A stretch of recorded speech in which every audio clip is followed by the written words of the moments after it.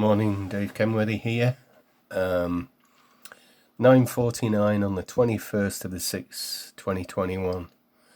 Today we're going to talk about the Great Giza Pyramid and associated Cubit theory. And this Cubit theory is open to discussion and interpretation, but it's my take on the way the Cubit works at Giza. And there's a lot of people who've got their own theories about cubits and what's the right length of the cubit. And most of the focus nowadays is on Glenn Dash's interpretation of the length of the Giza base. I really don't think he's working, or him or Petrie or Petrie, we're working with the right base lengths. I think the right base length was determined by Colonel Vise, who was the first person to measure the virgin Giza base when it had been first uncovered from its centuries under the sand. He was there when it was cleared and he measured it, and nobody ever uses his measurement. Everybody thinks it's wrong, but I think it's absolutely spot on. I don't know what he measured because it's gone. But anyway, that measurement gives a Giza base of base side of 9166.66 recurring imperial inches, and it gives a cubit of 20.8333 recurring inches. And that's what I've been using to work out this theory. Because when you multiply that cubit by 4.8, you get 100. So let's have a look at what the existing theory, the outstanding existing theory about how the Giza pyramid is designed, it is actually being expressed by many metrologists today, which I totally agree with. And it's expressed, the base is expressed in cubits, and there are 1,760 of them. And the height of the cubit is dependent on the 5.5 seched. And the rise run for this seched is, the height goes up 2,800 units, and the run along the base goes along 2,200 units. If we divide that by that, we get this number here in decimal. Now the theory for the overall design is that when there are 1760 cubits in the base, there are 280 in the height. And we divide that by that and we get 628571, which is 44/7, which means it's 2 pi times 22/7 there. Now these two units work with this 5.5 seched. And the person that explained how this works to me was a man called Jacob, who's on the Graham Hancock website, and he does regular posts there and shares his understanding of how this pyramid was designed, and I totally agree with what he says. And when we multiply this 44/7 by 28/22, we get 8. And one of the things that people tell us about the Great Pyramid is it's not 4 sides, it's 8 sides. But when we multiply this by 22/7, we get 4. Now, to me, that is so simple and expresses the design of the pyramid. Now, what this cubit number here in the base tells us is that we can divide it by 12/10. And when we do that, we get a smaller number, and it's this here. I'm dividing by 1.2, which is 12/10. I get this number of 1466.6666 recurring. I discovered this at Stonehenge, this number, and I called it the Eclipse unit.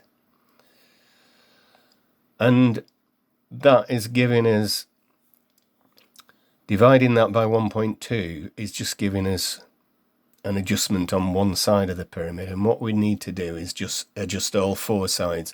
So we need to divide that by 4, and we get this number, 366.66. And Assuming there's a constant 1760 qubits in the Giza base, it's representing 366.666 recurring solar days in the GP base, always regardless of qubit length. So it doesn't matter what the qubit length is. If you've got 1760 qubits in the base, it's representing 366.6667 solar days. And then we get on to qubit theory. What is qubit theory? Well, I'm saying that it's astronomical and geodetic, and it relates to the Great Circle and the solar eclipse year. So this is a solar eclipse year. Now, the geodetic aspect is dependent on the length of the qubit. And the base 100 qubit that I've been talking about is 100 divided by 4.8, and it's this 20.8333. So we've got that qubit, and it's giving us the Giza base. And what it's telling us, when we multiply that by 1760, we get this times 100. So there are 100 inches, because these are inches we're talking about. There's 100 inches in representing a solar day at the GP base. And when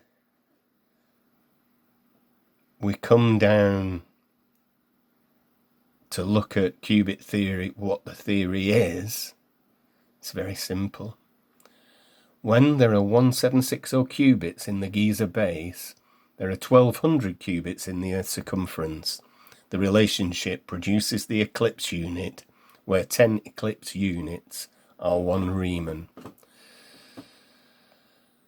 So what have we got? We've got 1760 divided by 1200, which is 1.466. Multiplied by 10 gives 14.66. That's a Riemann. So it's 20 digits. And the digit is 14.6. 0.733, and that's 2 barleycorns.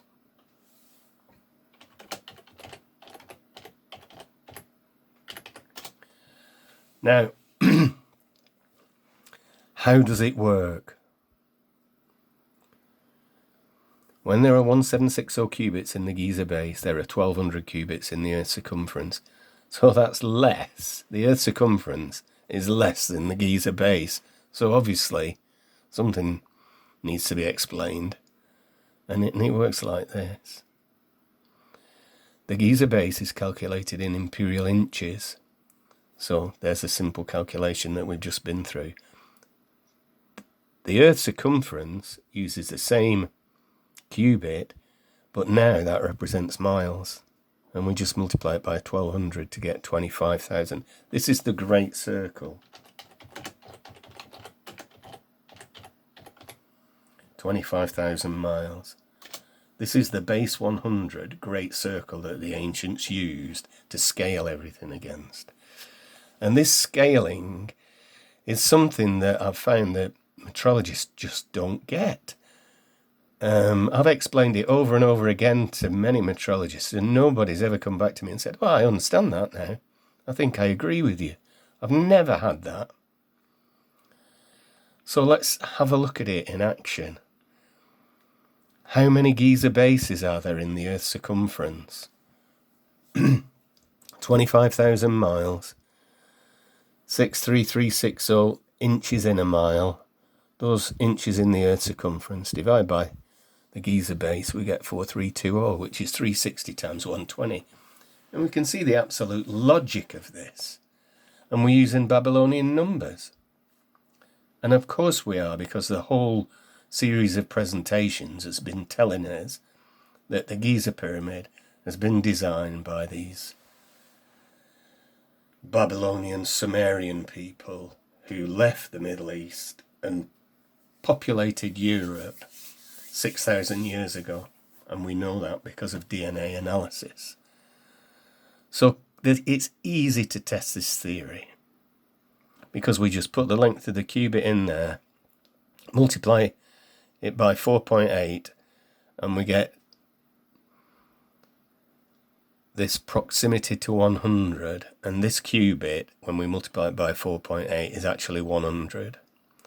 And then we multiply that by 1760 here, we get the Giza base. And we multiply it by 1200 here, we get the Earth's circumference in miles. And then we can do a test check on this. 25,000 miles in inches, test check in, that's inches, is that. In feet, it's that. And in miles, it's that. So we can do a very simple test check. And can we test the theory? Yes, because we can use existing qubits, such as Michel and Neil's qubit of 20.736 inches. They base their whole work on this qubit. Everything that they are telling us is suggested that this qubit is the qubit that all the others should be measured against. This is the one, this is the key. And it's I think it's 12 to the power 4. And that's why it's so important. And we're going to test this and see what happens. So we'll change that. And everything automatically changes. Now, the big thing I think that metrologists don't get is the fact that the scaled design of the Giza pyramid produces this constant based on this proximity. So when we use 20.736 and multiply by 4.8, we get 99.5328. And I've divided that by 100. And then I've divided that into there. We get this constant, qubit by proximity, which is always 20.833. It doesn't matter what qubit you put in there. So let's put 20.62. Doesn't change. Because now we've got a proximity of 98.976. This is the scale that the Giza pyramid is designed against. It's a centigrade scale. So we go 20.83. Boom. There it is, the 100.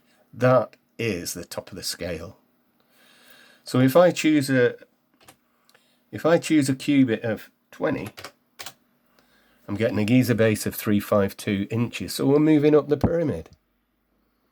Because the height of the pyramid is dependent on the length of the qubit, because there are always 1760 qubits in the Giza base, regardless of how far up the height of the pyramid you are. And what's that giving us? It's giving us Earth's circumference of 24,000 miles with a test check. So 20 inches is giving a 24,000 mile, and we can see how simple this system is. And it's so simple, and it can be tested against any length of qubit.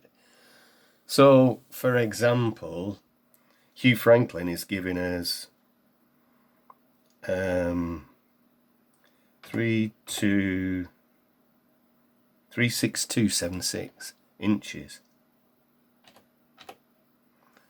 So we go plus 36276 is the Giza base, divided by 1760, and we get this really horrible looking thing, which is Hugh's qubit, and it's given an Earth circumference of 2473.6 miles, and we can test check it there. So it works out, and it's giving this proximity of 98.9345. So when we divide into that, this number here, which is the proximity divided by 100, we get that. We'll always get that. That is a constant in the design of the Giza pyramid, as is 1760, because that's derived from 1760. So we can test it now. We can go wild on this, because we can put any qubit that we know in there and see what happens. So Berryman's telling us the Egyptian royal qubit is 20.625. Proximity to 100, its proximity is 99. So it's 99 100ths of the base 100 qubit. and there is the 20.833. It's giving us a Giza base of 36300 inches. So in days, this is representing 363 solar days. And in feet it's that, in inches it's that, and in miles it's that. So let's look at John Neal's second cubit, which is 20.6181818 recurring. 36288, the Giza base. In miles it's 24741. And we can see that these numbers are rounded. There's no messing about like there is with this proximity. And we always get 20.833. Now Berryman tells us,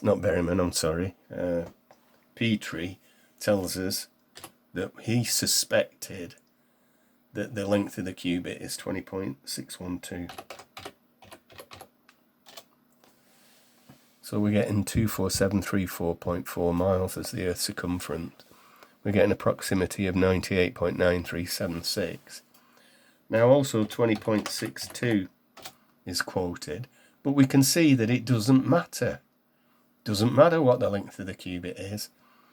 The cubit divided by proximity is always 20.83, and that is always going to be proximity 100. And that is the scale of the design of the Giza pyramid. It's giving us solar days, it's giving us the Earth's circumference in miles, and it's giving us a Giza base in inches. And I'm sorry, but meters don't have anything to do with it. The ancient metrology that Berryman gives us is all in inches. And this system only works when you use inches, feet, and miles.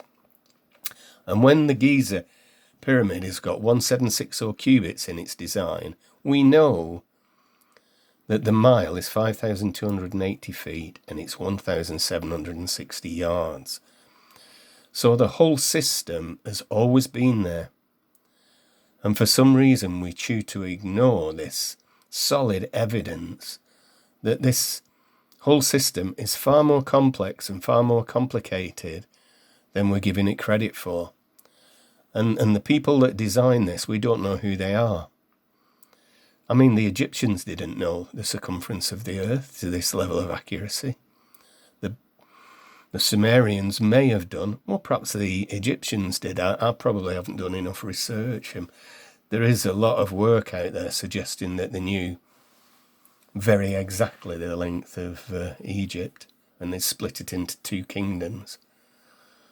But all I'm saying now is that this theory can be tested against existing knowledge, and it works. So that's it for today. Thank you.